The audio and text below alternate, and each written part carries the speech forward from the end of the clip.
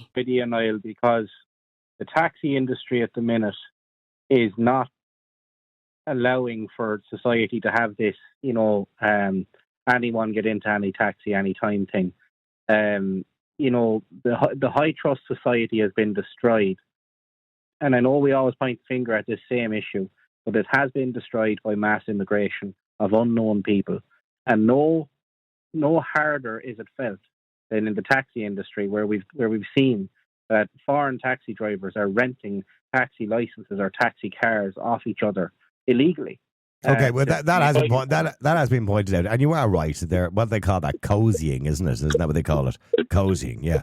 But I'm not even sure what they call it. But with the greatest respect, Stephen, that was happening long before foreign drivers come into the country. But go on. Well, see, foreign drivers that are fleeing countries for God knows what reason, and they're bouncing through a number of countries in Europe to get to here, leaving a wake of destruction in their way. We're seeing the number of people who are coming here with convictions in other countries for all sorts of crimes. So Ireland is just another place to flee to for these people. Okay, with them, what we're suggesting is that the carriage office, it used to be the carriage office, the government are responsible for giving out those licenses, are not screening people properly for a taxi license because, I know you're saying they're switching the licenses illegally anyway. Some people are.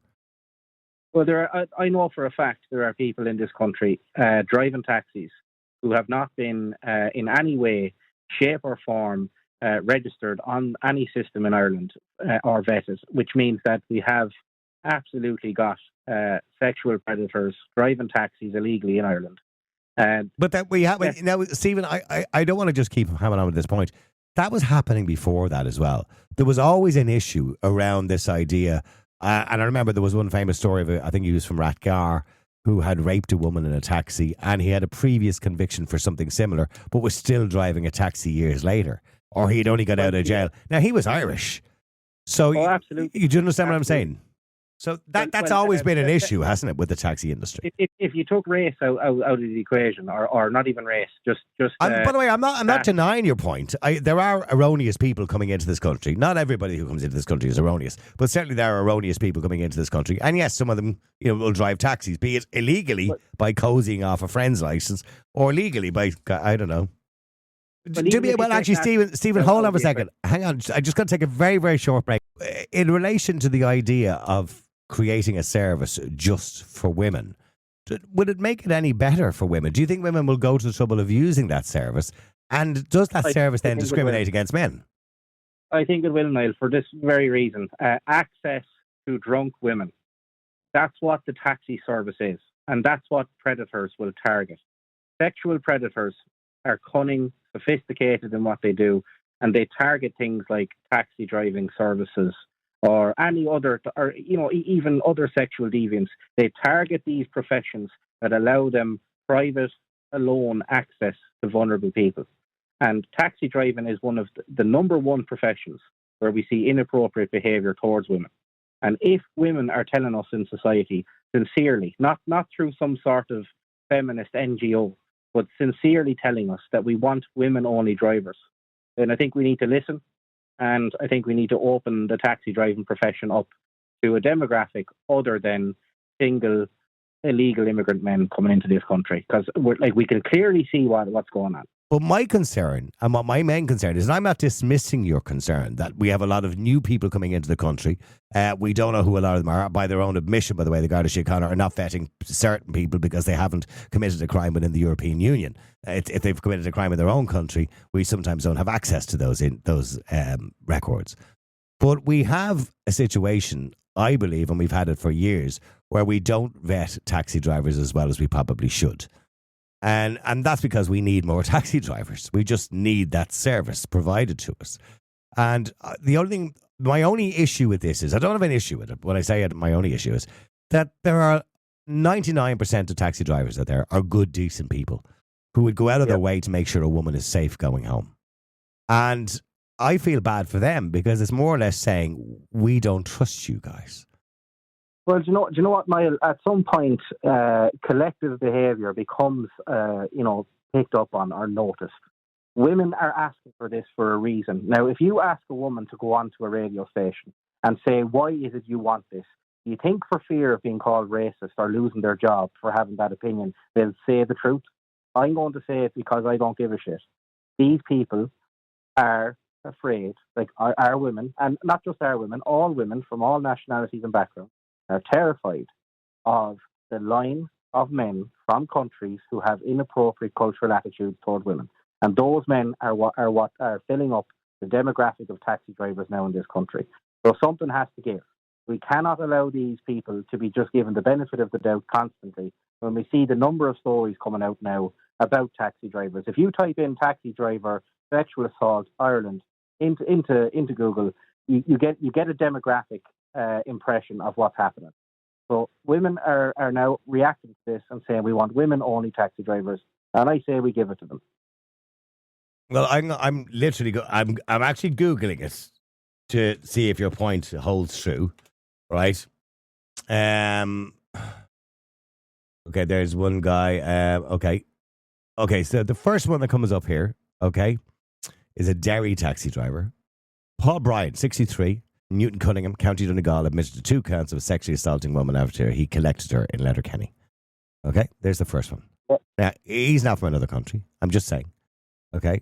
Okay. You're going. Okay, here's another one here I have from March 11th, 2025.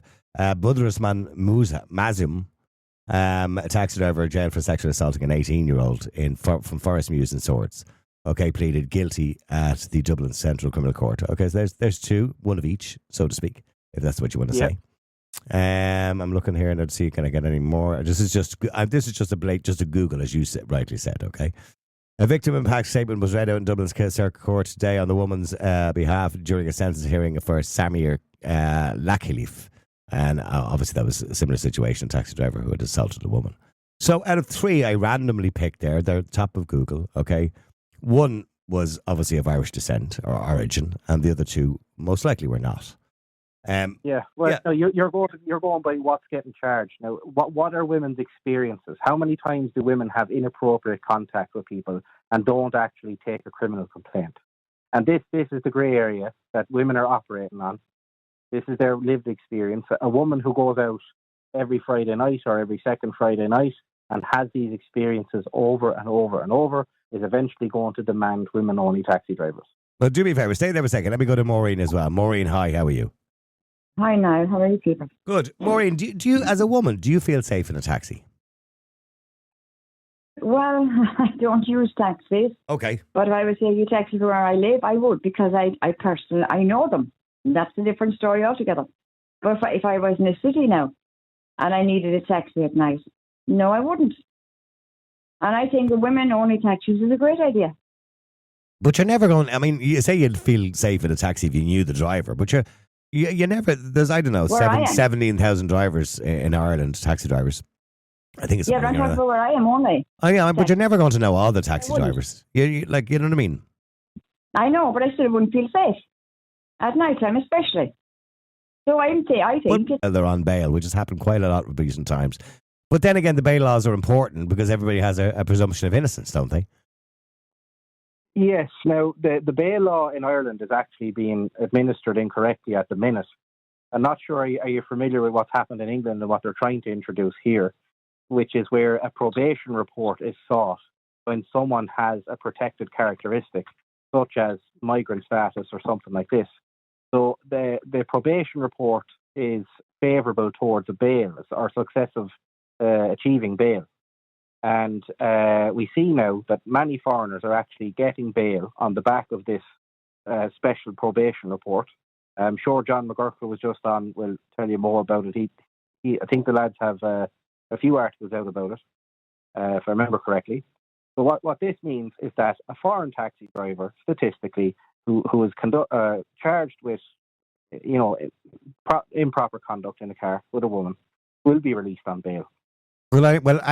Anybody who commits a crime of improper conduct with a woman in a taxi, where there's an allegation made, would probably get bail. Now, the point you're making is, if somebody is not a resident of the country and they've only come in recently, well, firstly, they shouldn't be driving a taxi, I believe, unless they've been given permission to remain and they've spent some time in this country or been resident in this country. But leaving that aside, but generally speaking, or a lot of the time, the state will make a case that the person may be a flight risk if they're only somebody that's been here a very short time.